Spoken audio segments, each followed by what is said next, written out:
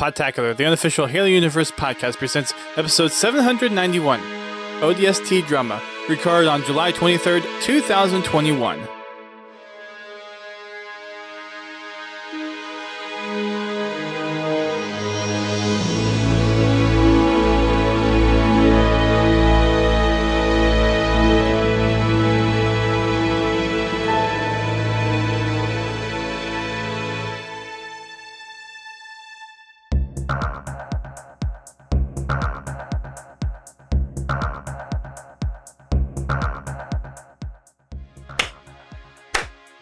Three, two, one. Hello, everyone. Welcome to Podtacular, the unofficial Halo Universe podcast. I am your host, Duststorm, and I am here with a couple of folks from a new community-led audio drama in the Halo Universe. Welcoming on board from the project Tarkov, we have Luke and Austin. Welcome aboard to the podcast. Thank you very much for having us. Yeah, thanks for having us, man. Yeah, thank you for being here.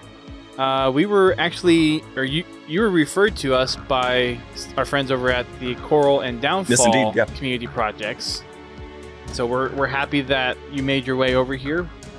Just given the nature of what we do here on Podtacular and the whole podcast audio type thing, we are very much akin to the audio drama. We absolutely loved Hunt the Truth and I Love Bees and all that kind of Halo audio drama. So we are definitely curious to see what your project is all about and what it's going to entail as far as story, characters, development, production, all that good stuff. And, you know, love for Hunt the Truth was something that's like that.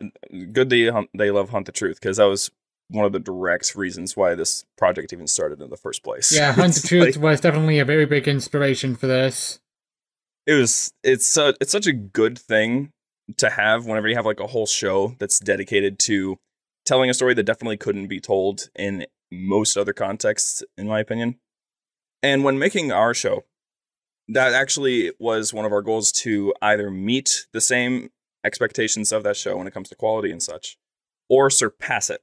So, okay, where we've been working really hard to meet those goals. However, whenever it comes to when this show actually came about, I don't know a lot of the early stuff because I came in a little bit late. So if you want stuff like that, you definitely want to go to Luke for stuff like that. He knows a whole lot more about all that early stuff. Gotcha. Yeah, so as I understand it, Luke, you're the creator of Tarkov. Correct. As far as the whole concept behind everything. Yep. So I created the original casting call, and Austin here actually auditioned for most of the male main characters here. That is true. I auditioned for every single one. At the beginning, we had the characters that we had at the very beginning, which was I think 5 years ago now. Yep. When we had finally gone and done that. At that time, me being 16, I was trying my very best to get casted for literally anything, anywhere, because I was thinking voice acting is my calling. It's not. But I was very hopeful at those times. I mean, you're in high school. That's one of the things you do. Exactly. Yeah. You're just like, man, I want easy money. And so, you go in and you find all of the things that you can. And I found this one that's like Tarkov. Okay, that sounds pretty cool. A Halo audio drama. Okay, now I'm on board. So I'm already a huge fan of Halo by that point. I think by that point, my collection of titles was already pretty big. Nothing crazy, because I hadn't started my collection of like rare titles yet. Like I have a buddy in Japan who's sending me games now. But when I saw that audition, there were like 3 or 4 male characters. I'm pretty sure just 3 actually. Yeah, just 3, because we had Tarkov, obviously, who I played very differently. I think I had I think I put on like some sort of accent for him. Yeah, you sounded very much like Jango Fett when you did that audition, I think.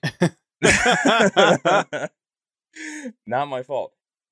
Then we had Mike. He's one of the secondary characters, so he's just he was going to be originally a lot different. I remember that much. Originally, he was who I got casted for before I got moved over to the main guy, Tarkov. And then there was Captain Avon, who I think that the guy that we have now, I wish that we had him all the way back at the beginning, because the dude that we have now, his voice, it's like butter. It sounds awesome when you hear it. It really is. Nice. Yeah. So, Austin, what's your role on the project? So I have a couple. Once I got situated into the whole project, at first I was just the guy that was doing the voice lines, and then every now and then Luke would send over this rough cut of episode, and I would listen. And at some point, I'm not entirely sure how we got to that point, though. I was like, do you want help, like, writing the story?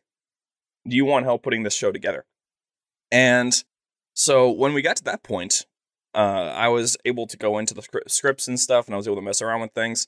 We basically scrapped the entire first episode because we wanted to change the way that the story went. Because originally, the way that Tarkov was going to go was that Tarkov was going to be narrating over the entire show.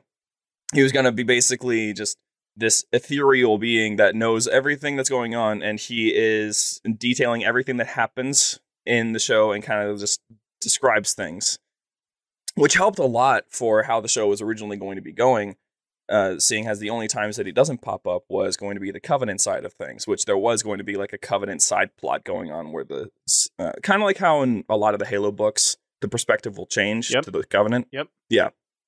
Originally, that was how it was going to be. That idea was eventually put away, but that's where everything was starting out as. So when we scrapped that, that was when my roles kicked in pretty hard.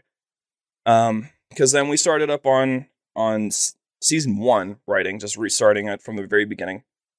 And I remember it was going to be originally me and Luke both writing these episodes in tandem. And I think episode 1 and 2 are the only, as far as we got, before one day I had like a ton of inspiration, I suppose, and I wrote the rest of the series in one day. Jeez. Okay. Yeah, this man had a creative streak going on. No kidding.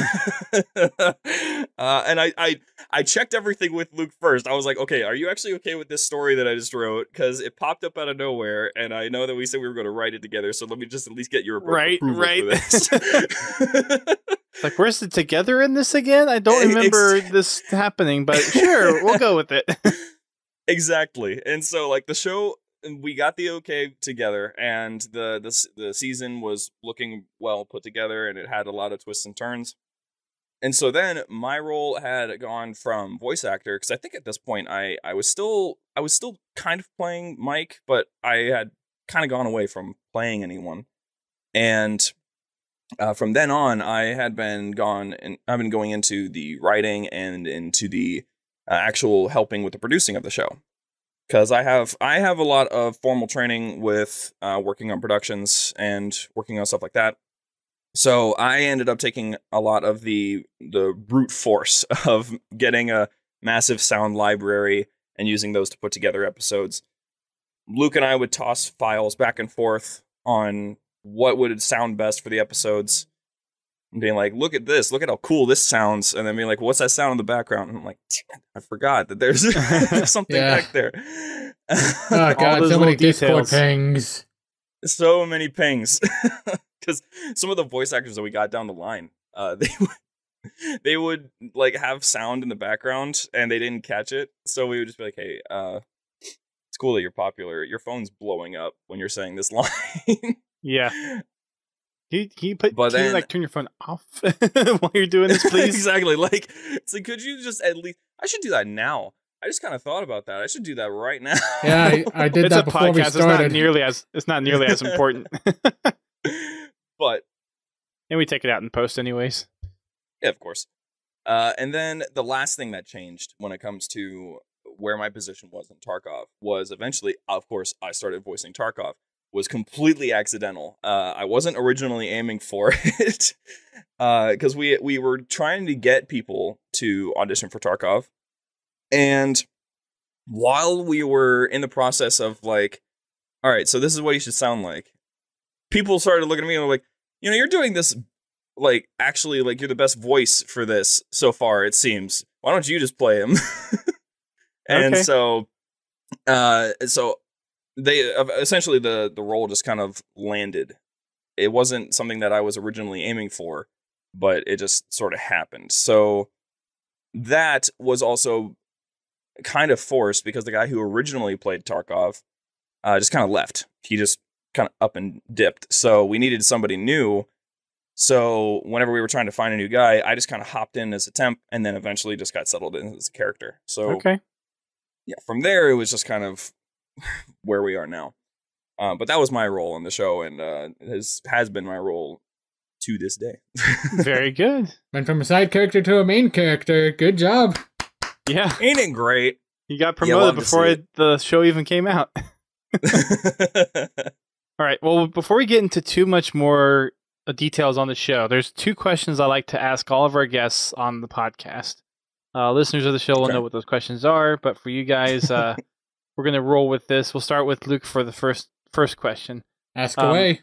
How did you get involved with Halo? What was it that kind of tied you into investing time into the Halo universe, and what keeps you coming back? So, the first time I really got exposed to Halo was back in, 2008 or so. I, walked into my brother playing Halo 3 with a buddy of his, and, I was like, hey, bro, what's that game you're playing? And he was like, oh, it's Halo 3. And I was like, oh, hey, mind if I play a bit of it? And he was like, sure. Then eventually I, went back and played Halo 2, and, we're playing Cairo Station over and over and over again, because young kid me thought, hey, this bit where the Covenant blast through the door is like A New Hope. I was a big Star Wars guy back then. I've actually never made that connection before. You're absolutely right, though. Yeah. Wow. Has them slowly blasting through even. Yeah, everyone getting all geared up in the back. I wonder if that is a direct correlation. I wouldn't doubt it. I wouldn't be surprised either. But I've never made that connection before. Wow. I want to find someone who worked on the game and ask them now. Yeah. Get Marcus Leather, or we've got Joe Staten back at the studio. He might know. Easy, yeah. Right? Wow. I learned something new today. All right. Yep. There we Got you thinking. Yes. Yes, you did. Austin, what about you? Well, whenever I started, it was a little bit of a bit more blurry, because if I was going to say officially where I got introduced, it would be where I walked into we had this little office space that also had a dedicated gaming area. That was definitely not invented by me and my brother. And and I walked in one day and I was expecting my brother to be playing COD 4, but he was playing some other game where he was jumping super high and mowing down aliens in some jungle. And I was very confused, but it was kind of funny because back in those times, I wasn't allowed to watch my brother play violent video games. I wasn't even allowed to play them. I wasn't allowed to just so much as watch. So I had to ask if I was okay to watch my brother play this game, because it's different. It's aliens. It's not human beings. Mm-hmm. I'm sure a lot of people yes. give those excuses. Yeah. And I started watching him, and it was about 3 years later that my dad slipped me a controller without my mother knowing, and I started playing for the first time. That was when we got ODST. Ooh. So technically, ODST was one of the first Halos I played. And then if we go into the non-technical area, which is all the way back to when I was around, I would say 4, my dad used to work at an IT company, and his coworker's son, little tiny guy like me, he had on his dad's computer a strange game with that was a PC port of a console game, and I have vague memories of him going through Halo, the mission Halo on Combat Evolved, mm-hmm. and not knowing what in the world is going on, not having any clue of what's happening. But I remember being vaguely interested. So it was quite simply, it was foretold, I would say, that I would be into Halo. Very nice. He hasn't turned back away since. No, and it's good that I didn't, because oh my gosh, I have no idea where else I would go. Yeah. And then the second question is, and we'll say this as an aside to the project that we're going to be talking about here in a minute, what else do you do to kind of stay involved with the Halo community? You play multiplayer, you play campaign, just read books. Is there something else other than the project that you kind of stay involved with the Halo community on? I normally just play the campaign. I absolutely suck at multiplayer, just being completely honest there. Not everyone's bread and butter. I will admit to that. I know a lot of people that just play the campaign pretty much over and over, so totally get it's that. a fantastic thing to play. Oh, it certainly is. Over and over again. Anyway, there are some of those campaigns that there are some people that have asked, why have you played the campaigns N amount of times? And first of all, I correct them and say, I don't know how many times I've played, so you can't put a number on it. Right. And second of all, it's like, if you don't like it, I'm sorry, we can't be friends. But but you don't like Halo? Out the door with you.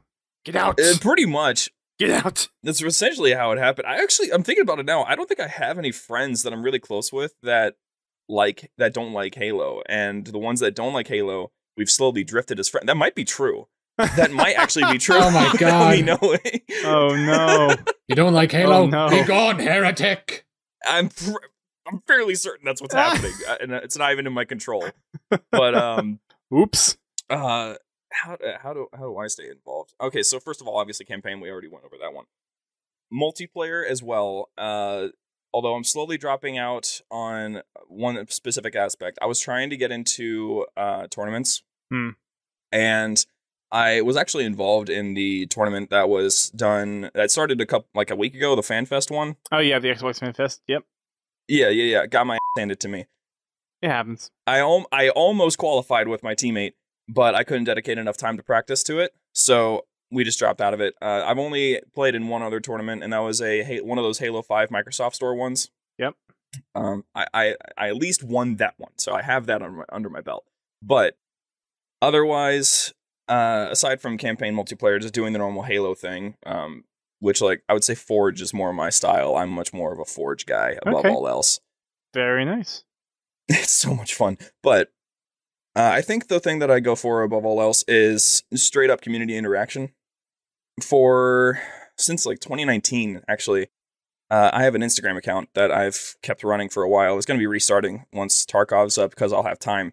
But it's an Instagram account, and it's just you don't expect to get a lot of community interaction with something like a meme account. But no, you certainly do.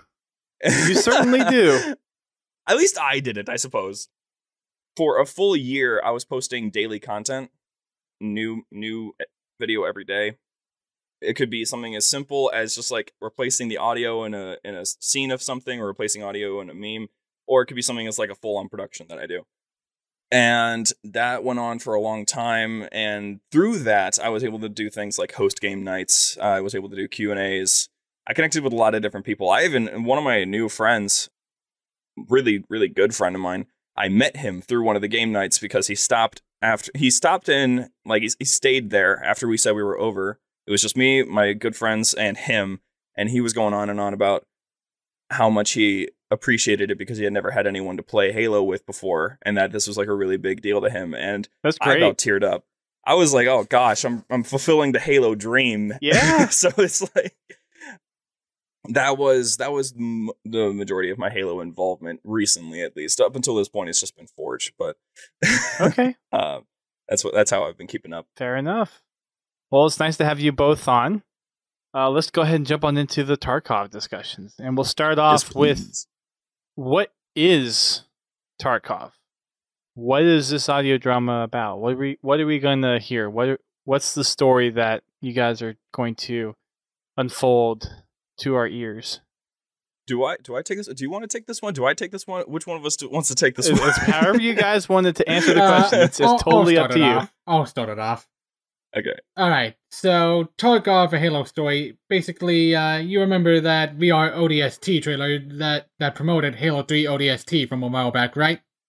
Mm-hmm. Yep. Well, Tarkov is the, trooper that we see who, that trailer revolves around, and, we're basically telling his story in between, him getting that scratch on his face from the Brute and him becoming a battle-hardened veteran. Okay. Mm-hmm. That is very true. And our goal when it came to telling that story, we had noticed that there was like, first of all, the trailer is time skipping a whole lot, obviously. Sure. And if you go to the Halo fandom page or Halopedia, his information is tiny. It's just it's as going it off is of for everything trailer that you stuff. can find at trailer. Yeah, exactly. Yeah. But they try so hard. They write paragraphs detailing everything that happens, but it's still just saying like battling on an unknown planet, that sort of thing. Yep. So we wanted to tell the story that happens after he gets hit by the brute and before he becomes a war dog. So that little gap of time, which looks roughly like 15, 20 years, that piece of story we felt needed to be expanded upon. So we started going in on a story in that little time period, and it's been the story itself I did not see coming. We wanted to play around with this idea of making it more than what we would expect to see.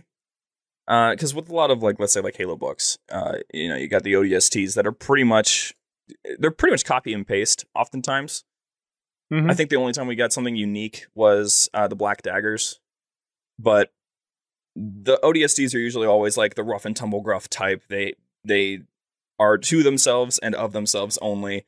There's only maybe a couple books where they actually show appreciation for John, but we wanted to expand on that and kind of give a story that's very similar to what we saw in The Babysitter in Halo Legends when it comes to character expansion and team dynamics, making it so that it's like, oh wait, these guys actually have a character.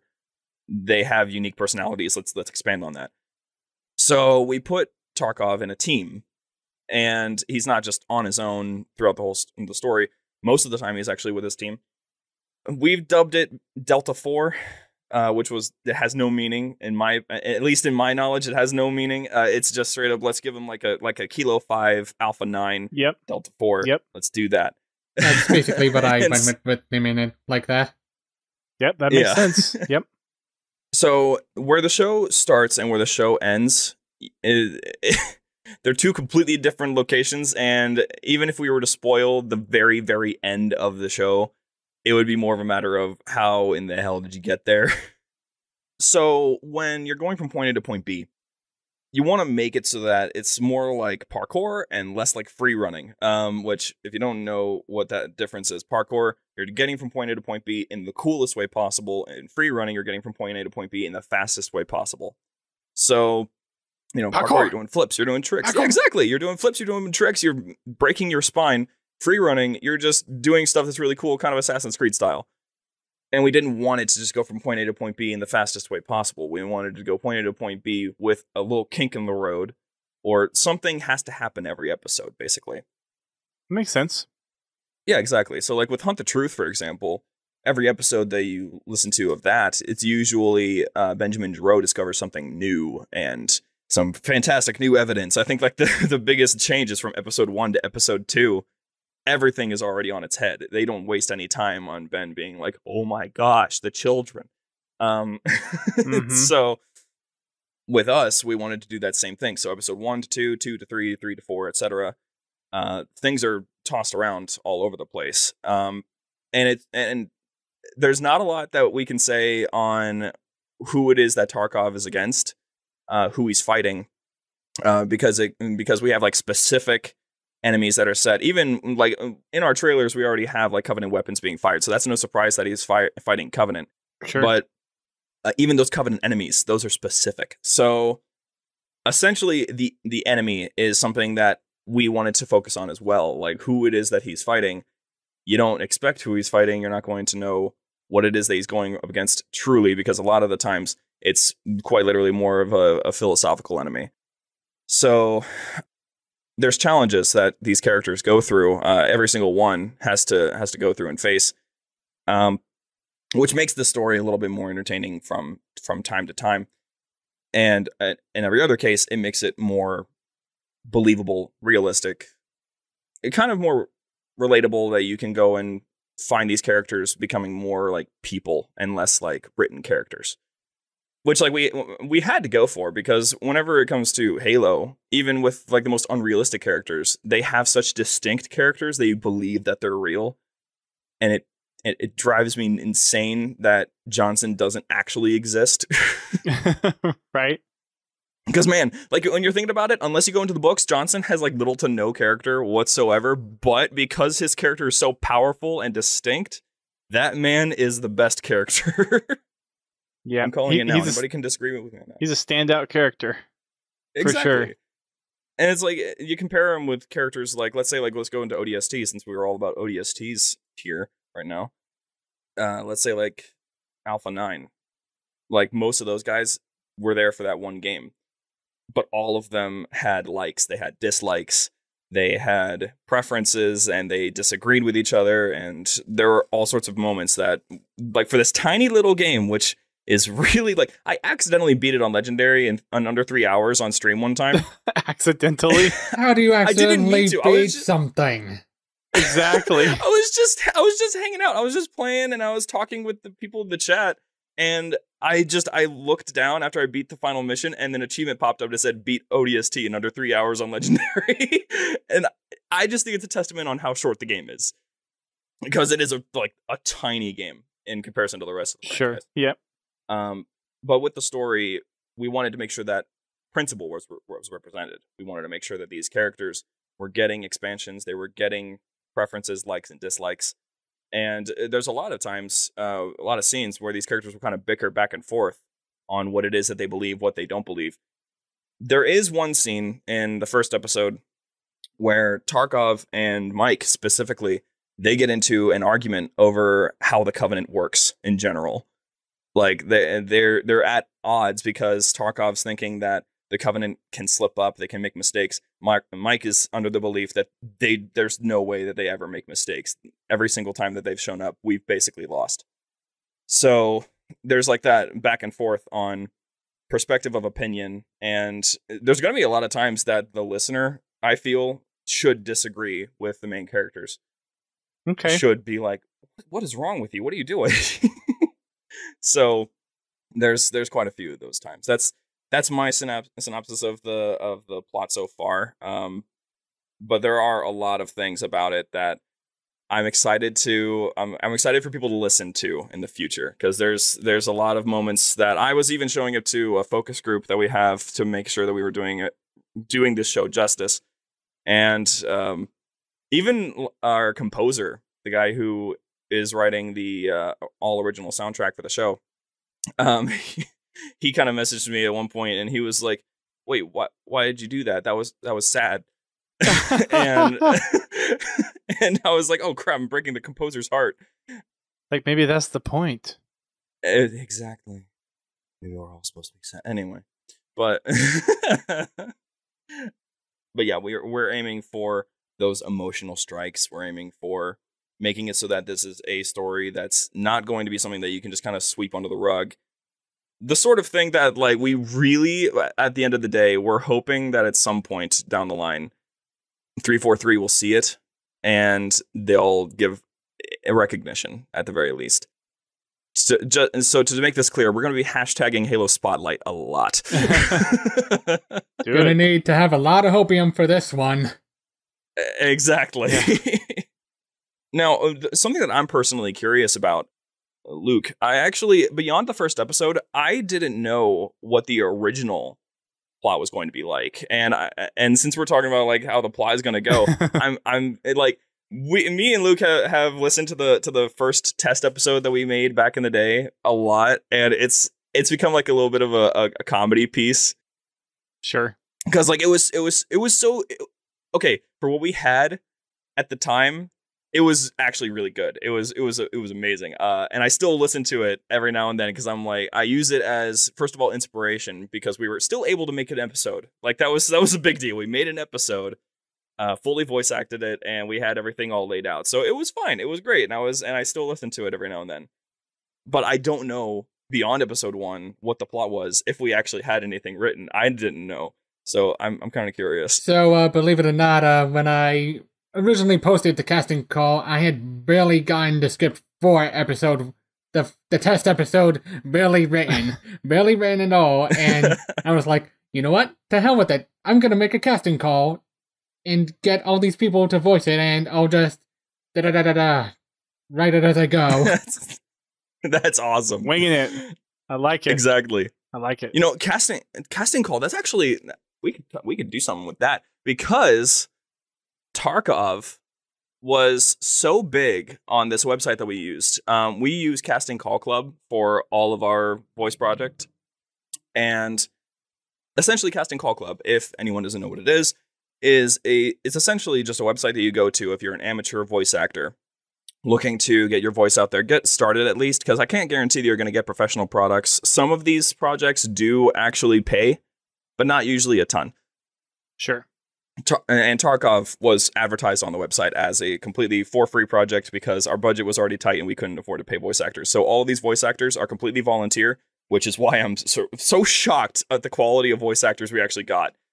But when we went in and made that casting call, we had probably 10 to 15 main characters that needed voices. Well, not main character, but like a mix between main and side characters. And then we had extras and background characters. And there was probably in total maybe 30 roles that needed to be filled. Wow, and just for voices? Just for voices. Wow. And what we ended up getting back was roughly close to 200 auditions by the time that we were done. Whoa. And okay, and that's impressive. It was a good time with that one. Okay. We got to see so many individual pieces of talent go in and audition for these characters. And what was even better about it was that when we put together the casting call in general, there was, first of all, there was a ton of customization that we did to it because we wanted to make it appealing, because that's one of the most important parts. You don't want a casting call that looks like it was kind of like scrapped together, because there are some of these that I saw that right. There's like one sentence, what the project is, and then all the characters that they have, which is usually like 2 or 3, no pictures to reference what they look like, so you can't reference the voice at all. Maybe one sentence to summarize them, and then just 3 lines that you need to read. And even Luke understood that one. Like, he understood that one as well. Like, because when he did the casting call that I was signed up for, I joined in because he did what we did later on, because we did 2 different casting calls. All of our original main cast was cast in his casting call, and we kept them the entire time. The only person that had to change was Avon and also Tarkov later on.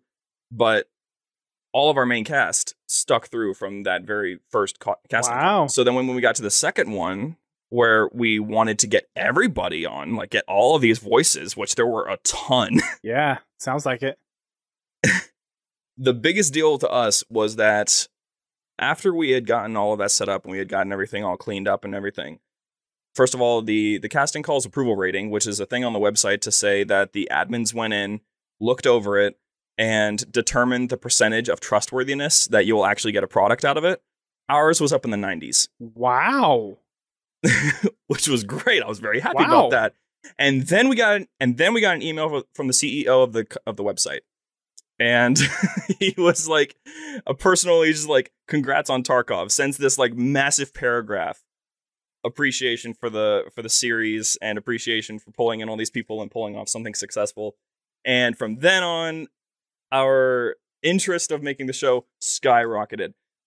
And so we went in like a month's time through all of the different auditions, and it took so long to figure out who was best for each character. I bet with 200 submissions? I mean, that's insane.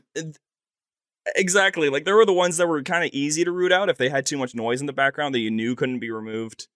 There were the ones that were like back and forth, like they have really good voices, but their microphone couldn't be the best quality, so we could go for them, but we would have to put them like in a helmet to help mask that audio quality. Or they were like top tier, they're working with audio setups that are probably custom and they sound like they're in a professional studio, so now we have to have a contest over which one gets the cast. And I think the characters, if I remember correctly, that had the hardest time getting casted, the one that was the hardest for a lot of reasons our original character, Captain Avon, he was one of the two that had to get recasted. And the guy that we had before, he was very much involved in the show at first. And then there was like 8 months of silence, and we only had 2 more episodes for him to record. And so it was, Luke remembers, it was bothering me quite a bit that we weren't able to get something in an 8-month time span. Because we were trying to get I was trying at the time to get the episodes lined up, because we were doing this in a format of get all the voices in the episodes, no sounds, and then add the sounds later, and then add the music. And I couldn't do certain episodes because we didn't have his voice. So we went in and recasted him eventually, because he eventually messaged us and said, hey, I'd like to leave the show. I'm sorry. I know it's been a while, but I need to drop out. And we're like, that's fine. Go ahead. We're all good. We're all friends. He's still in our Discord, so we're still good. But he did get recasted, and recasting him was the hardest thing ever. Captain Avon had the most auditions out of everybody. I think it was close to 70 of the 200. And so we had to go in and pick between all of these really nice auditions. There were not many that sucked. And the guy that we landed on, oh gosh, he freaked me out because of how effective his voice was. Because it's this, as far as I'm aware, I don't exactly remember where he's from. So I'm not going to even guess it, but he has a European accent.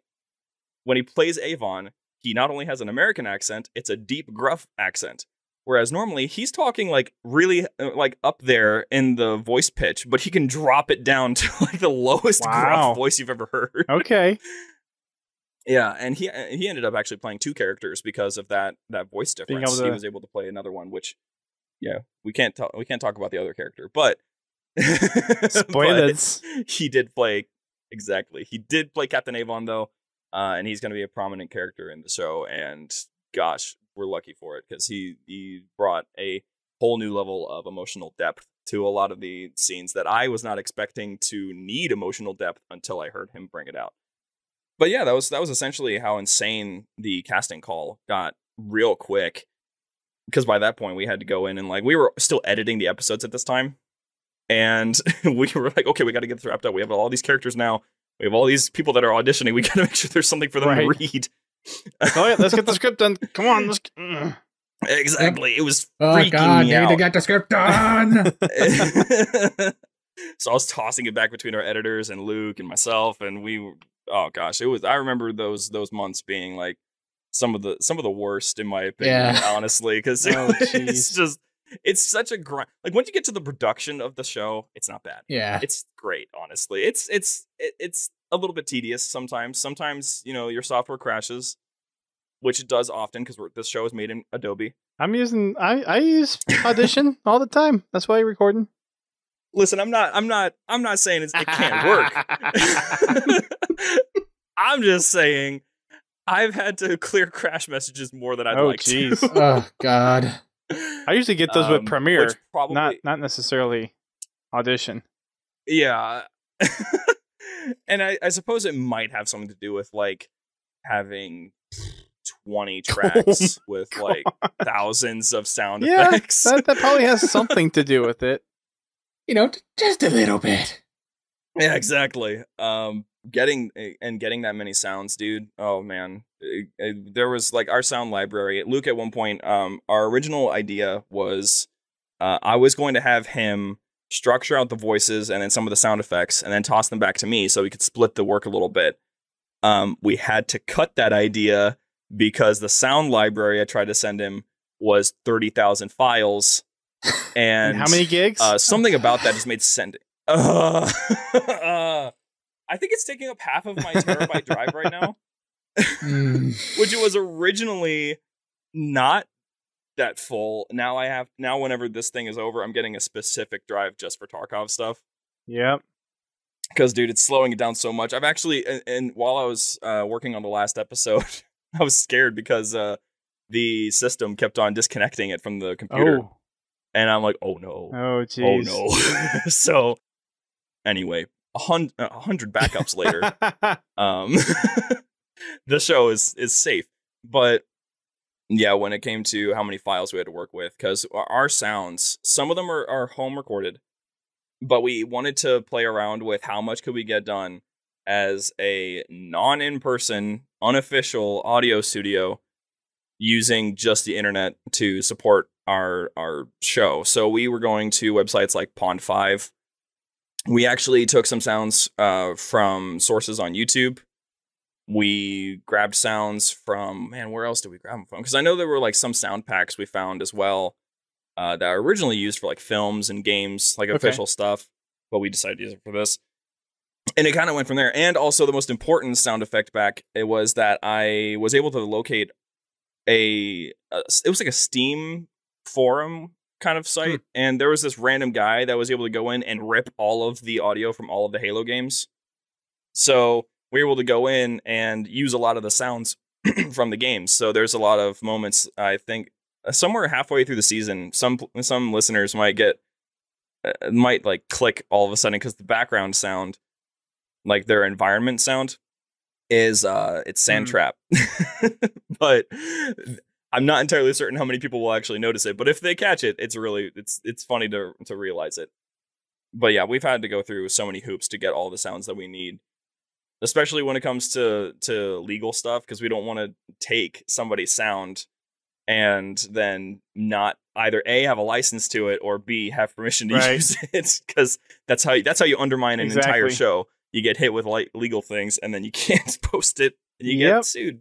Yeah, that's always a risk. I know it's certainly something to keep mindful of. Yeah, you've only done 790 episodes. you probably know something about the copyright. Just a little bit. I mean, there's the game content usage rules, so that's pretty much the de facto for anything that's Halo. I've had that tabbed for a year, dude. I've had that tabbed for so long. I was telling Luke before you joined that I just recently finished the Machinima project that took 7 years to complete. How come I haven't heard? Have you posted anything about that? Because I haven't heard about that. It's the Halo mole. Oh, the mole. Okay, that was your project. Okay, I was trying to remember if that was yours. I couldn't remember in that moment. Okay, I'm glad. Okay, 7 years. Yeah, it took 7 years to produce that thing. Lucky number 7. So as soon as MCC released, you were like, let's work on a machinima. Well, so we did. So my friend and I did this back when Halo 4 was still the game. So we did the actual game show or reality show in Halo 4. This was before Halo 5 was out. So this was 2003 at this point.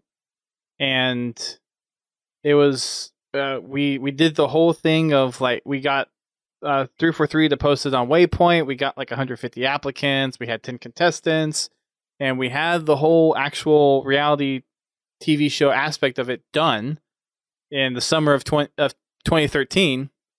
Little did I know how much I was getting myself into to single-handedly produce this whole thing, because my friend who came up with the idea originally didn't have a computer that could actually run any kind of video editing software. So not only was I in over my head from a video production standpoint, I didn't know anything about doing After Effects. And after 2 failed attempts of trying to push this, COVID hit, and it's okay, let's get this done. So it took me 8 months to produce this machinima. Dang. Yeah. That's so when you guys say that it took 5 years to bring this whole thing together, I appreciate that. I really do. And you all are just dealing with audio files. That's still that's an incredible feat. That's some Rise of the Spartans type beat right there. A little bit. If you remember Rise of the Spartans, yeah. Dear Lord, that's insane. That's the thing that you gotta appreciate about a community like this, though. You got people that are willing to go and make full-on legitimate productions, either out of Halo or related to Halo, and it'll take months. I think there was actually a time. No, wait, there was. Yeah, Dawn Under, what was it? Heaven? I can't remember. It was a ODST short film, but it wasn't even short. It was a full film. Yeah. I know of what you're talking about. I think it is Dawn Under Heaven. I think you're right. That was like insanely well made for a small team just trying to make something fun that's Halo related. And now there's another short film being made. I don't remember who's making it, but it's being it's going to include world's tallest Spartan as Chief. I have heard something about that. Yeah, it's looking super cool. They actually have a test clip right now where Halsey, they have a lady that's playing Halsey, is kind of talking to Chief on the surface of some planet. World's tallest Spartan walks out into this open field, looks up, and there's just this entire Covenant fleet that's coming out of slip space above him, and it looks amazing. I've heard about that. I haven't seen it yet, but yeah. It's so crazy. It's just like, it's insane to me how much the Halo community is able to accomplish, especially with us backing each other up. Because like that's the thing that I think that we don't give enough credit to the community for, is just the amount of embracing that happens. Yep. Like there's not enough stuff that can be made that isn't being backed up by the community. There's so many things that people will make. Yeah. And it's just incredible. There's a lot of niches out there, and it's not like it was back in the Halo 3 days or the Halo Reach days. Kind of the Halo 2, like between Halo 2 and Halo Reach was kind of that sweet spot of all these community projects, and like the entire Halo community knew of those projects. Like everyone knew of Red versus Blue. Everyone knew of Sponsors versus Freeloaders. Everyone knew of the Codex. Everyone knew of all these projects. I'm not sure if there were any audio dramas back then, but then you had all the Halo community was so tight knit back then, and it just kind of splintered into all these different factions as kind of the population just grew, which isn't necessarily a bad thing, but kind of inevitable. You know, like the support that you would see behind Machinima, like that, sadly doesn't exist in today's age of video games. Like back then, YouTube, that was it. Like those productions were kind of the thing for YouTube content, but now the YouTube content's all kind of like the news stuff and whatnot. So it's kind of an unfortunate turn, but at the same time, it's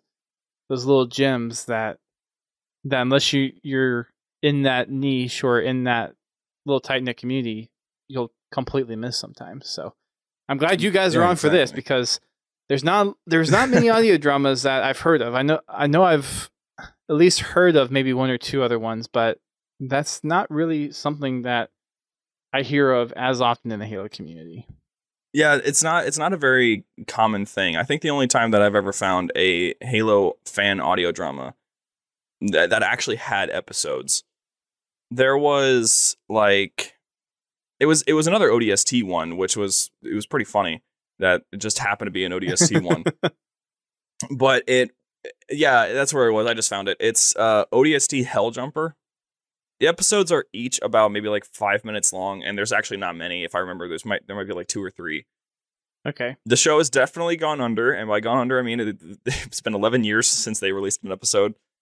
But I remember listening to it back like when we were working on the show, because I didn't want to accidentally take somebody's idea. Just even if it was a fan that worked on something 11 years ago, I didn't care. I didn't want to take an idea. Yep.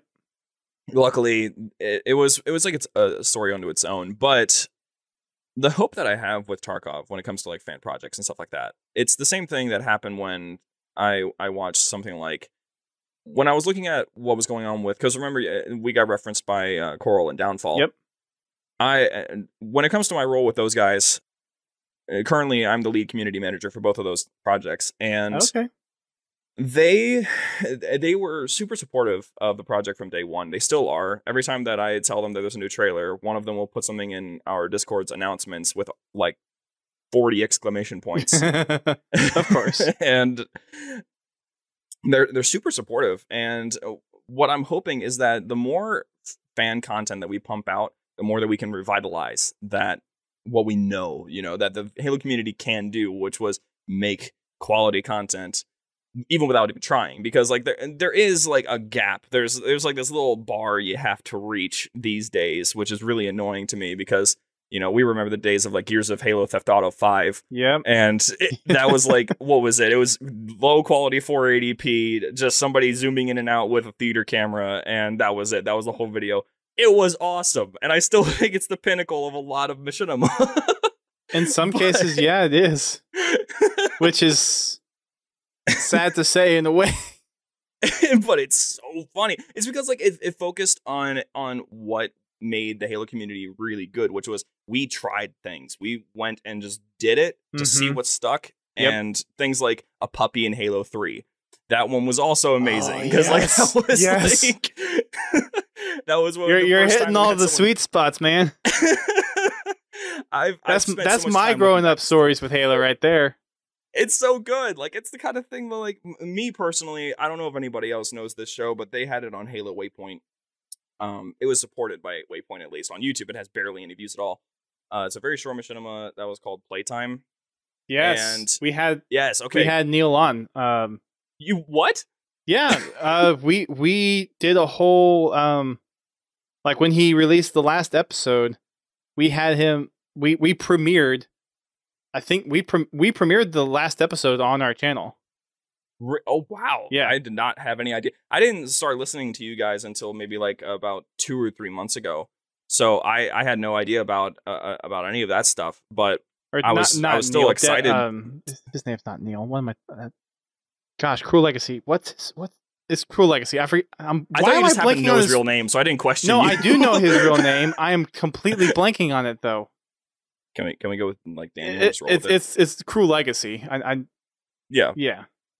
These I wish that he would get back into it, honestly, because he has a really fun way of making projects and he hasn't writing been involved stories. with the Halo community since then, really. No, he really hasn't. If you go and find him now, I don't even know if I can find it. Oh wait, no, there he is. He's doing, I think, Destiny these days. That does surprise me. Yeah, he's making like every 2 months or so he'll make a video about Destiny. But yeah, I don't know, man. It's just something. I'm not gonna say it's like sad or anything, but it's a different kind of feeling when you see OG creators just kind of drifting away from Halo. It makes you feel a certain way. It does a little bit, yeah. But that's what we want. That's one of the reasons why we wanted to do Tarkov, because we want to at least revitalize a little bit of that interest in fan stuff, because we haven't had a fan project in a little while, at least. We had a few spikes because of COVID, because everyone was, at home, and all the imaginative beings wanted to get out of their hidey hole and make something. But that's pretty much that's one of the main things that we wanted to go for when it came to this show. Nevin, that's his name. That was his name? Nevin. Okay. Yep. Yeah, man, that's a blast from the past. Mm-hmm. Anyways, so about Tarkov, so we know where it's kind of leading off of. You're taking this one ODST out of some of the ODST trailers and building a story around it. Mm-hmm. And you've talked a little bit about the audio or the voice talent that you've got in there, and you got 30 people in there. What else is going into this production? Like, do you have people that are? I think you mentioned that you have a person that's dedicated to the soundtrack. You talked about making your own sound. So, like, what else comprises of the team for Tarkov? Well, we have an artist who's doing like the cover art for each of the episodes, and we even have some. Ooh. They even did like a cover for the series in general, and just amazing stuff, man. Oh yeah, we actually currently you can see the overall season 1 art right now on the YouTube channel and in our Discord in this special section that we have dedicated to the art of the show. It's an amazing piece of art, and it kind of teases to some of the things you're going to be seeing in the show. So we have the artist, who is incredible. He's been me personally, he's one of my favorite crew guys. And then we got the composer, a fantastic guy going by the name of Kev Truitt. That's his little alias name. I don't know if it's Kev short for Kevin, but I'm just going to go for Kev Truitt. Sure. He is a Irish producer, still up all the way in Ireland. And originally, he was actually auditioning to make the soundtrack for Coral. Okay. And when we had that audition going on, we had because I had to help filter through all of that stuff, because we had a lot of people that were trying to become Halo famous through the fan game. Sure. Which it's still in production, everyone. But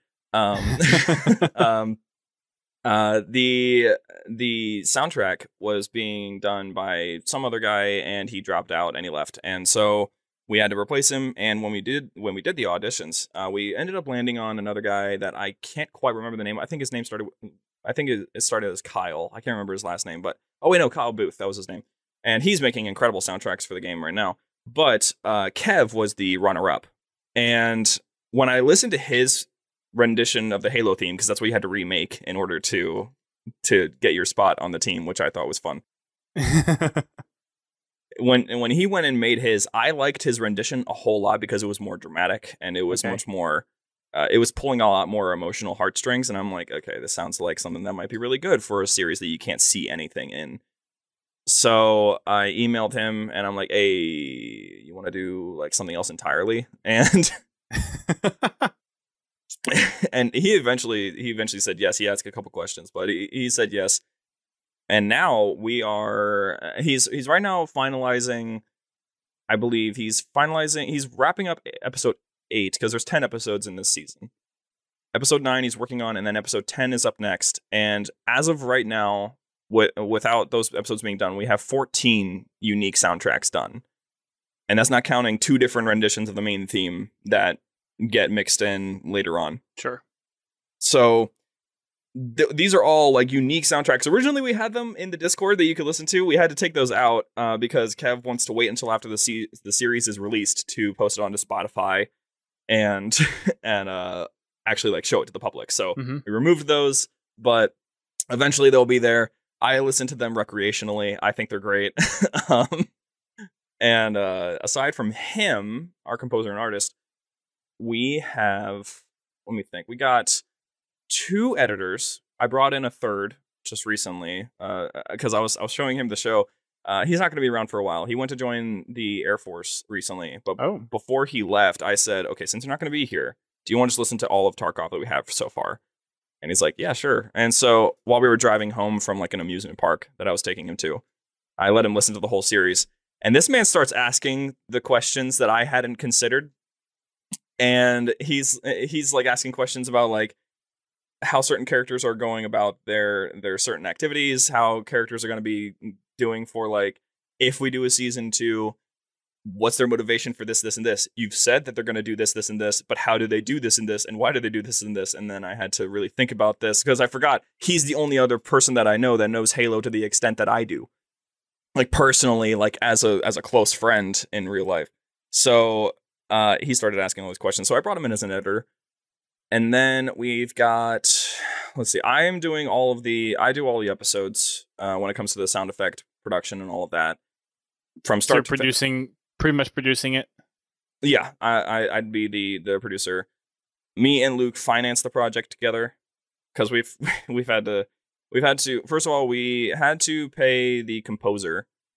He's only commission work, and making a soundtrack is in my view very much more difficult and more tedious than doing like most other things in a production. And that's including my stuff, like doing it, actually making the show. I would say that's even more difficult than that. And then we've got the artist, which he's also commissioned, which also makes sense. So we've had to go back and forth on financing those guys. And then the only other places that we've had to help finance the show was like we had to buy some of the sound packs. We had to buy new tech to make this show work because like the old PC that I had wasn't working. It would crash. Like too many sounds apparently for the CPU, whatever. So we had to go for all of that. So like our budget for this was already tight, and it got tighter. And with what we have, I'm surprised that it came out sounding as good as it does, to be honest. I was not expecting it to sound kind of it studio sounds quality. Very good. I would say it's studio. I'm glad you think so. I'll admit to the audience that you did share an episode with me with us to preview. I did. Yep. I was very impressed. Like I definitely get the professional quality vibe to it. Well, yeah, that's good. If I had to critique one thing, it's one voice that just to me sounds a little off, but the sound effects are very well mixed. You get that from what you guys have done. You get that nice dynamic of really emphasizing the sounds that you need to hear versus some of the more ambient stuff that can be a lot more just background noise.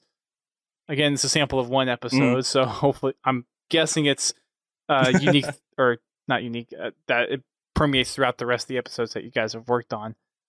The sound mixing is great. The voice talent is spectacular with what you've got, and I was talking to Luke about this too before you came out to record.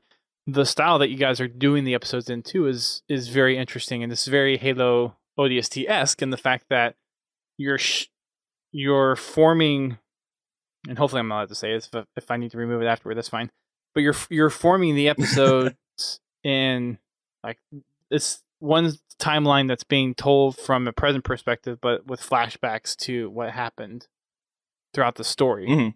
So that's very I picked up on that very quickly, and it's very kind of keyed into the story that was told in Halo 3 ODST, which you guys are kind of spinning off on anyways, at least from all the ODST promotional material that you're going off with Tarkov as the main character here. Yes, that is very true. You can keep that in too. Yeah, it's been an insane time putting that whole thing together for a lot of different reasons.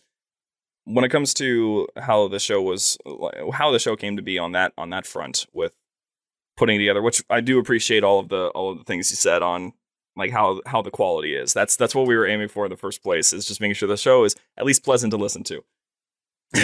But with making the show happen, I just lost my train of thought. I was going to say something really profound. Well, let me add something, and maybe this will get you back on the train of thought.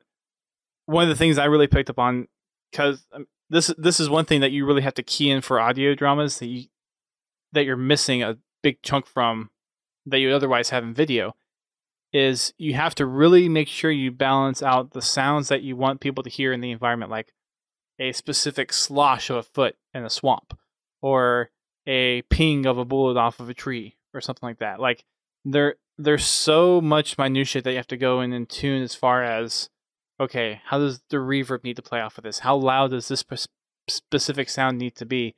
For those with a stereo only audio experience, how do you portray a visual representation of something with only sound? And that's very tricky to do with an audio drama.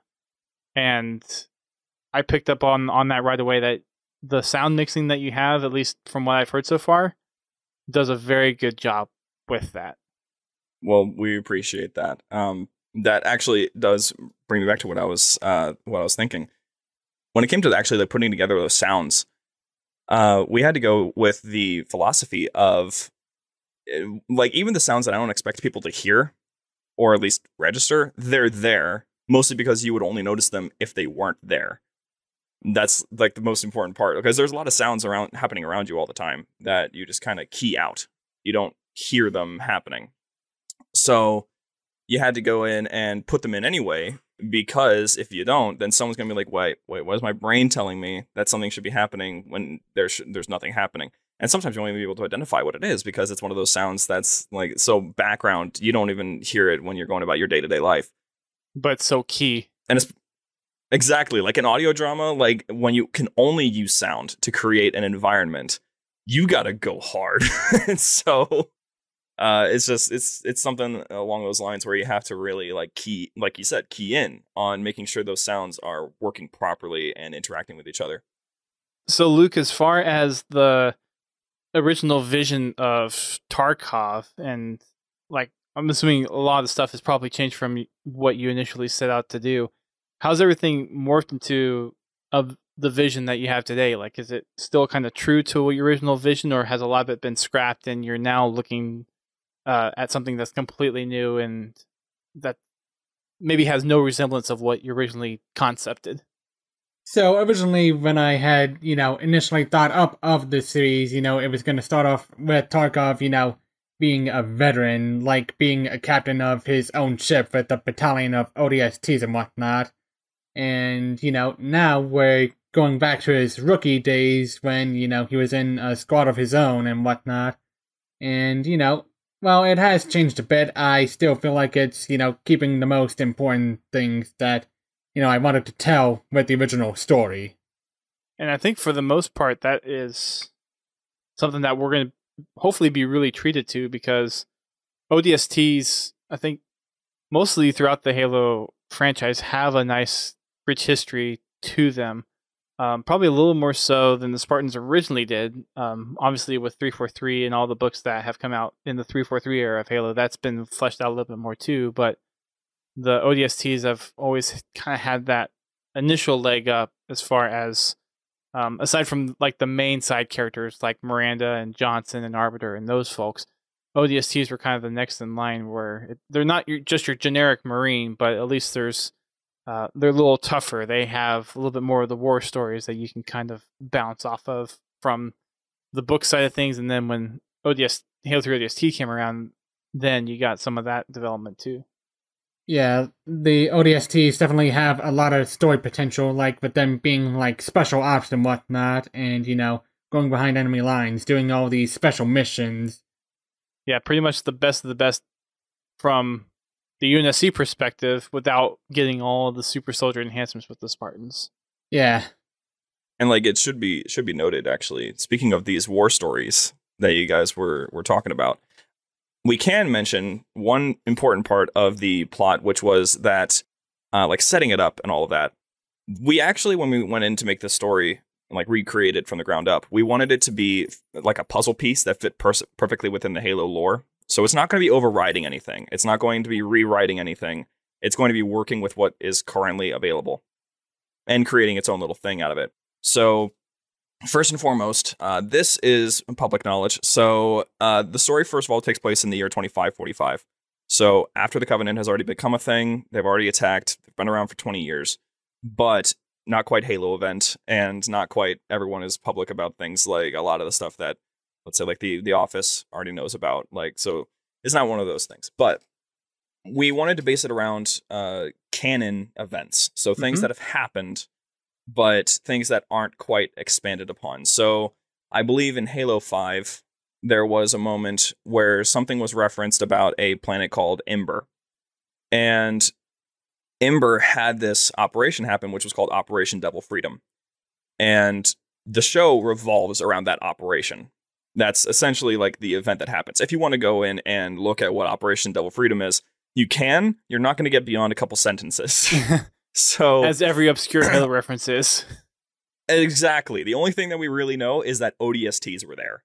So we're like, oh, ODSTs were there, weren't they? Okay. And so we revolved the story around this one operation from start to finish. The events of what happens at Operation Devil Freedom influence the story. So the whole story is important in that regard, in the way of we wanted to try our best to make something that didn't quite make, like, let's say, like, the lore fanatics, which I would consider myself one of those. I don't want anybody to listen to the show and be like, well, that wouldn't happen because or this didn't happen here. So I don't want that. So we worked real hard to fit this thing in like a puzzle piece. And that includes all of the stuff that we can't quite talk about. Everything that happens within the show is usually related to something that is canon. Like, the locations are all canon locations. We haven't pulled any like inventions of new planets or new colonies or anything like that. We've only pulled from things that exist, and that's probably one of the most important parts of how this show functions, is making sure that you're still grounded in the Halo universe and it doesn't feel like you're a fan project. Right. Yeah, so I mean, that's so obscure that there's not even an entry on Halopedia for that operation, but I'll take your word for it. It definitely has that kind of fistful of arrows type vibe, where it's a community project that you're hoping that, well, I mean, it can have some merit within the Halo universe, so it could fit in if it was like an official thing, but again, it's a community project, so I know there's quite a lot of projects that try to do that. I know some of the game projects are also doing that. I think Coral, I know, is taking that approach with their game. Downfall, I can't remember if that's specifically trying to tie into the Halo universe in some way or not. But I know Coral is, because that's supposed to be the Battle of Coral. Yes.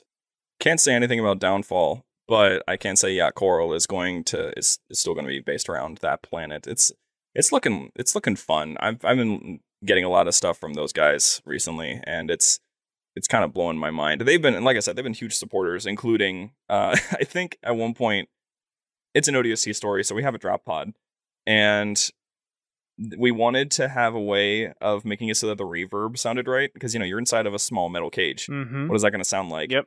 And I was talking to the Coral guys about it because I sent them an audio piece, being like, "Hey, what does this sound like? How does this sound?" And it was like, admittedly, horrible reverb, sounded terrible. And they were like, "Oh man, that sounds awful. Would you like this 3D model of an ODST drop pod and then put an audio source in the middle of it so that you get accurate reverb?"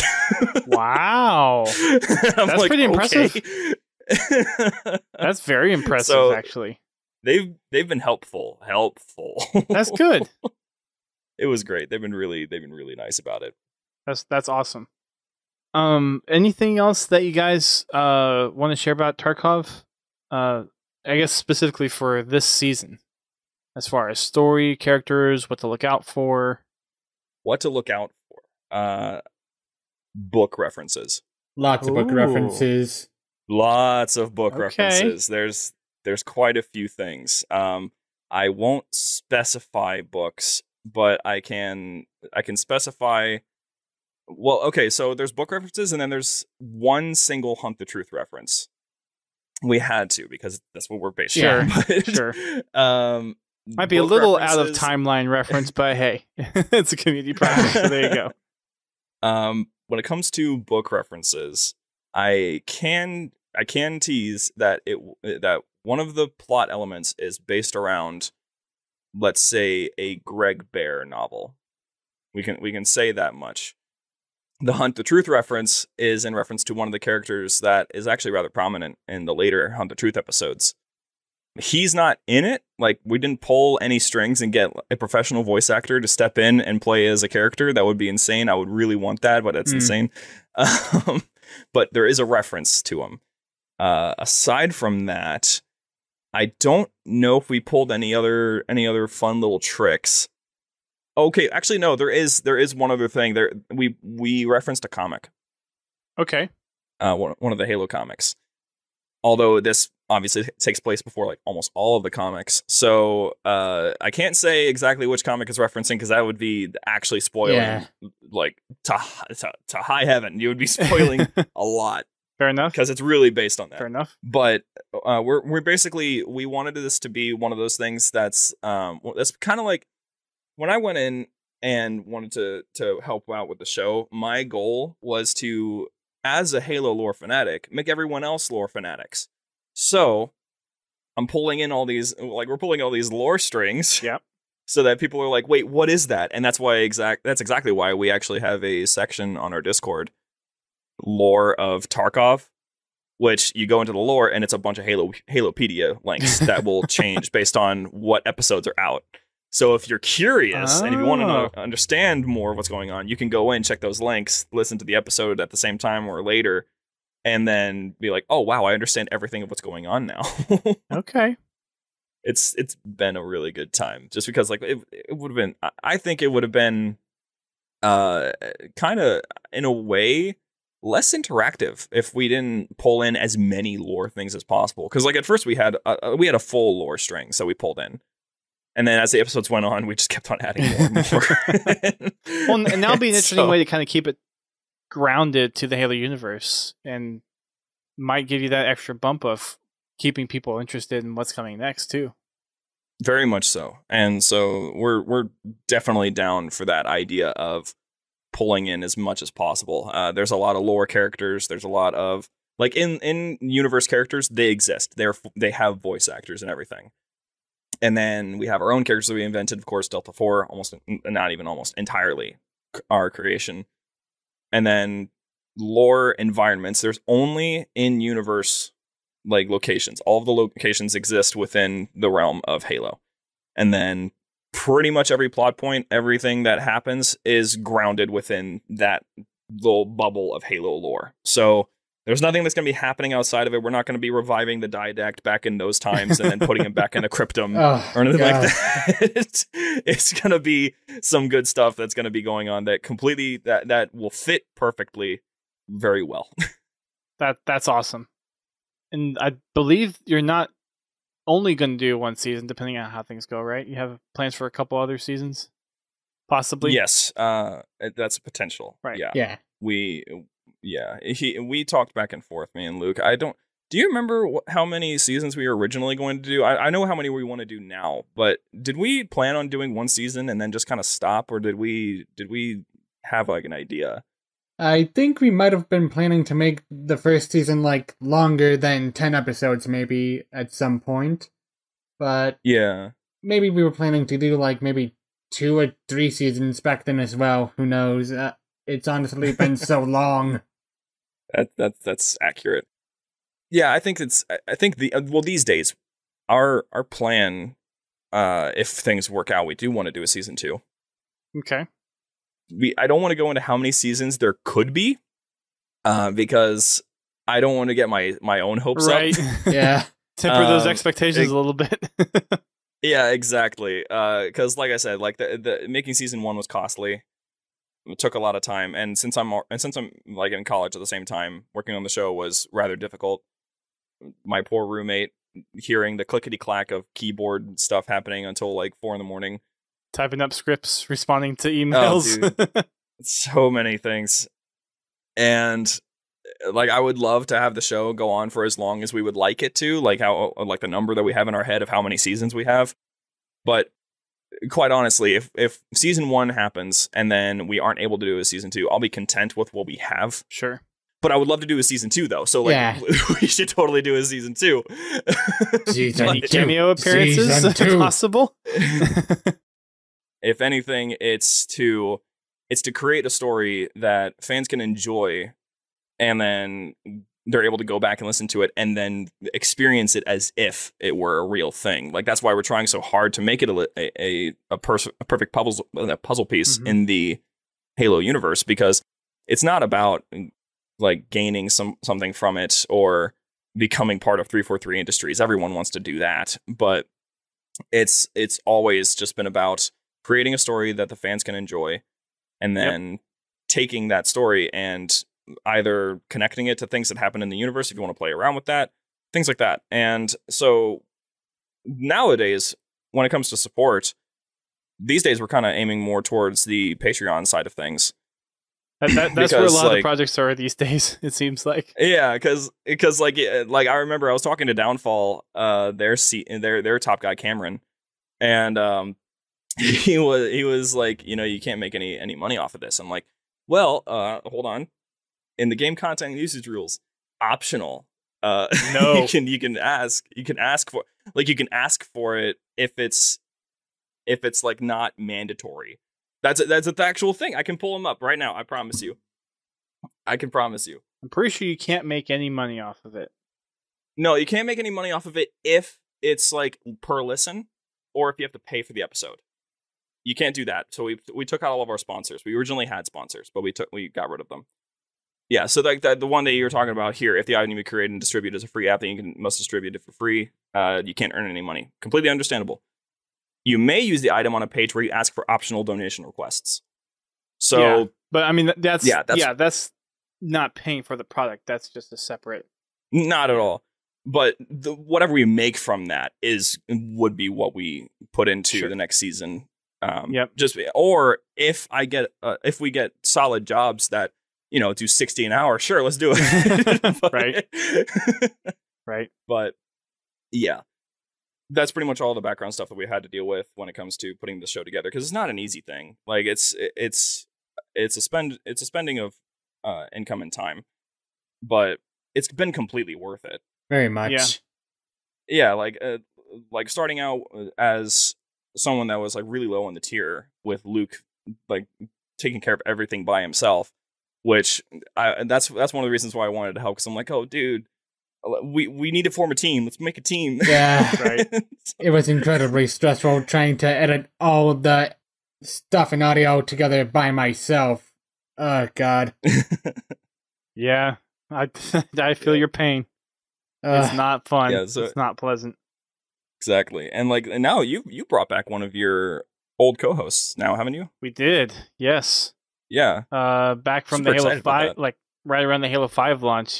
He hasn't been here, I think, since 2015 or 2016 even. So yeah, Haas is back on the co-host seat. Yeah. Getting ready for that Infinite hype. Oh, dude, there's so much. That was one of the actually key things we wanted to go for. We were like, we have to release it before Infinite. Yeah. We have to release it before Infinite. Yep. Admittedly, well, that was that was me in the Halo mold too. Was we gotta release this before Infinite? Yes, yeah. And then it got delayed, so it was a little bit of a breather, but still wanted to kind of try to get it done too. So that's exactly what I was going to point out. We were originally going to miss our deadline entirely, and then we were admittedly a little bit excited when Infinite got delayed by a year. Because I was too. I was too. I'll admit it. I mean, I feel like if you were a Halo fan, you probably were at least a little excited over the delay anyway, because everyone was freaking out over that gameplay trailer. Right. They were worried about how it looked, which I'm just gonna say I never had doubts. I called it. It looks great. Yeah. No one on our side had doubts. That's just part of the game development. Like, yeah, until they have a chance to optimize it, it's gonna look like that. I mean, the fact that it ran as well as it was. Yeah.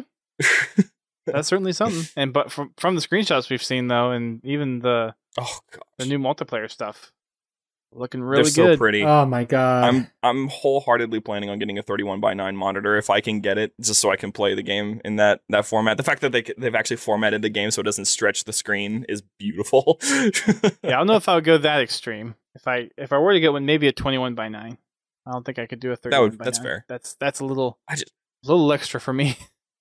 I just love that. What is it? It was a Samsung what was it? Samsung G9, I think it is. It's like it's right. a 31:9. Yeah. It's that thing is beautiful. 31 or 32? I've heard a lot of things. Is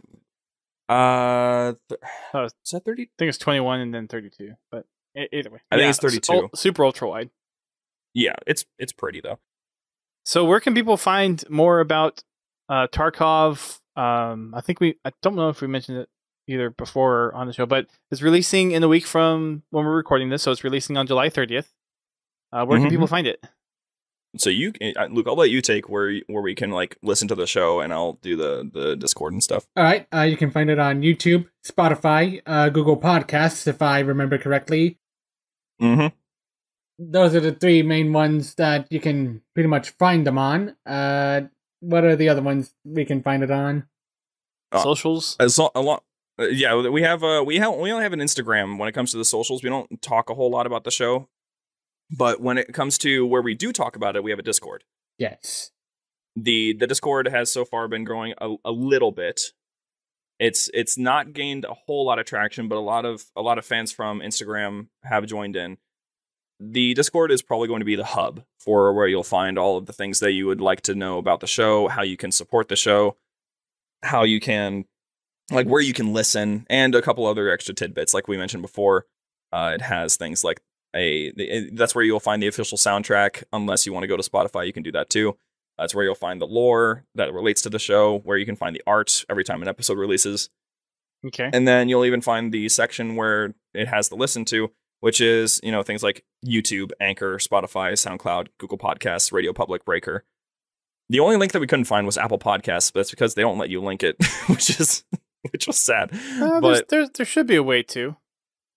Maybe it's just difficult for me because I don't have an Apple phone, and I can't get a link. I can't log into Apple because I don't have. You should be able to do it through the website, but I'll figure it out later on. Yeah, at some point. There's a way to do it because we have our podcast linked on our website. Oh, okay. Then yeah, I'll figure it out. It shouldn't take more than a little bit of a Google exploration. Yeah, might just have to extract the link somehow, but yeah, probably. So that's cool. We can figure it out. Yeah. Discord. Yeah, we got the Discord, and it also has a couple like voice channels if you want to play like Halo with some of the cast or anything like that. Very nice. And then otherwise, YouTube is the main place you want to be at when it comes to where you'll find things like the latest teasers. The final trailer for the show is going to be going up at the same time as this episode's release. And so if you want to, after the episode is over, you can just go and hop over to our YouTube channel and you'll find the trailer live there. And then, like I said, a week from there, bada bing, bada boom, first episode's up. And then from there on, it'll just be weekly releases well into September. Very nice. All right, looking forward to it. Thank you. Thank you both for coming on and talking a little bit about it. Really, really excited to see where this is going. You've got 3 teasers out, and you've got the trailer, like you said, that's going to be dropping when we drop this episode. And then in a week from today is the first episode coming out, which I haven't heard. Oh my god, I'm so excited. Yeah, it's something that I remember I actually teared up a little bit because it's been a while, if at all I've ever had an actual as a team, I've never had a full production actually come to light and be done. So I got to give my appreciation to the cast, the crew, the people that helped put this whole show together, because quite literally I couldn't have done it at all. None of us could have done it by ourselves. So I'm just happy that, first of all, the Halo community is the way that it is, because that was one of the ways that we were able to even get people to know about the show, to get the casting, to get the group put together, is that Halo, just like with us, inspired a lot of different people and brought everybody here. And then, of course, appreciation to my good friend Luke here, because he's the one that came up with the whole idea in the first place. So appreciation to the dude himself. And also got to give you thanks as well, because it's, first of all, love Podtacular. It's my personal favorite Halo podcast. Well, thank you.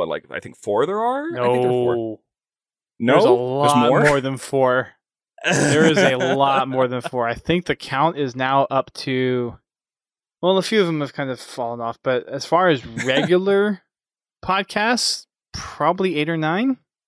Wow. Okay, yeah, I only know about 4, and I only listened to 2. So then yes, out of the 9 that exist, yeah, I would put you at the top spot. Well, thank you. I'm glad that of course, I'm glad that you pulled us on. It's been great to get to meet you and get to know you. I'm actually personally looking forward to your mole thing. I'm really excited to see that come out. You gotta keep me posted on that one. It's already out. The whole season's out. It's done. It's been published. Wait, the whole season? Oh yeah. I thought it was just doing an episode thing. Hold on, I gotta get that tab open. It's done. We started releasing back in September of last year, and it's all out now. How did I not? Somebody messed up. I was looking forward to this.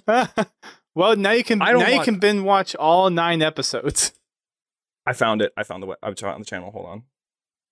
For anyone else who hasn't checked it out or haven't caught it for some reason, thehalomole.com or youtube.com/thehalomole is yes, this needs more attention. I just found it, and I am going to probably just binge through the whole thing. If you want to spam it out, we're more than happy if you spam it out.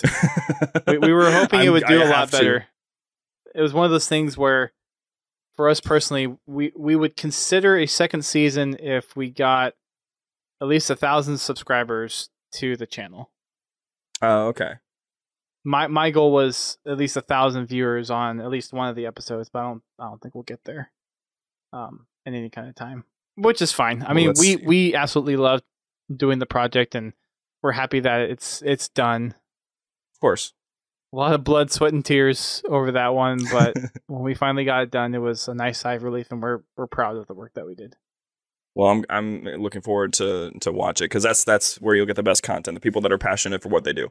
So, I mean, for example, Podtacular. So feel free to keep up with your work, whatever it is you got to be doing, and just send me links, because the people that I would have entrusted to let me know that these things were happening, I don't watch a lot of YouTube, so I completely missed this. And like I said, I only hopped onto Podtacular somewhat recently, so I completely missed it. I'm so sorry. Not a problem. Not a problem. I mean, I don't expect everyone to watch it, so it's all good. Oh man. Well, thank you, Luke and Austin, for coming on. We are very excited to see what the story is going to unfold with Tarkov. We hope to see you back, hopefully, on the show, maybe after the series is done, maybe for some future project updates. I'll make sure that we at least try to do a little bit of recap on it once at least the season's over. We are both very excited about it, especially podcast audio drama kind of go hand in hand a little bit. So. We intermingle. Yeah, we do. We do a little bit. Glad to hear about all of the narrative tie-ins. We're huge lore nerds on the podcast as well, even though I am 4 books behind. Regardless of the fact, thank you guys for taking the time to come out. I'm so happy that the Coral team and the Downfall team recommended you guys calling over here so we could learn more about the project. And we're looking forward to seeing what comes out. I keep saying that, but it's true. I'm really excited, and I will I've already turned on the notification bell for the project. So, all right, thank you very much. Appreciation. Thanks for having us. Yep. Yeah, it's been great. For those listening, thank you for tuning into this podcast. And you can normally catch our live podcast on Thursdays at 8:30 p.m. Eastern Time over on Twitch. We also have Fragging Fridays, which is actually happening right now as we're recording this because I accidentally double booked this week. So you got 2 podcasts this week. Next week will actually be our 16th year anniversary. We're not planning anything special for that one, but it is a little milestone note for us. So you can mark that one down. We've also got Achieving Halo that you can drop in with us on Sundays at 9:30 p.m. Eastern Time. We're currently going through some Season 7 challenges in MCC. You can find the podcast on all your podcasting services. We've got iTunes, Amazon Podcasts, Stitcher, pretty much anywhere that you can listen to podcasts we are at. If there's a place that we're not, please let us know, and we will make sure we get the podcast on those podcasting services. You can check us out on our socials. We're on Twitter, Facebook, and Instagram. We also have a Discord server where most of the community hangs out, podtacular.com/Discord. We'll get you there. We also have a Spartan company that we're whittling down some challenges on to get that Achilles helmet. We won't be done before Infinite, but we're still going to try. And then for everyone that supports us, we thank you so much, whether you're tweeting out the streams or sharing the podcast with your friends. We just appreciate all the support. If you decide to want to support us monetarily, there's a few ways you can do that. One way that's pretty easy is subscribing to us on Twitch. Like I say, every podcast, Penn seems to be the one that likes to gift subs out. So if you want a sub, ask him. He'll probably give you one. We've also got our Patreon, which you can check out over at podtacular.com/Patreon. And shout out to Confal, Prestige, and Pins for supporting us over on Patreon. And then if you would like, you can also donate to us through PayPal if you'd rather do the direct monetary route instead. That's going to wrap it up for this show. Thanks you for everyone for tuning in. We'll catch you all next week for the next live show. Make sure you go check out the Tarkov, a Halo Story project over on YouTube and podcasting services.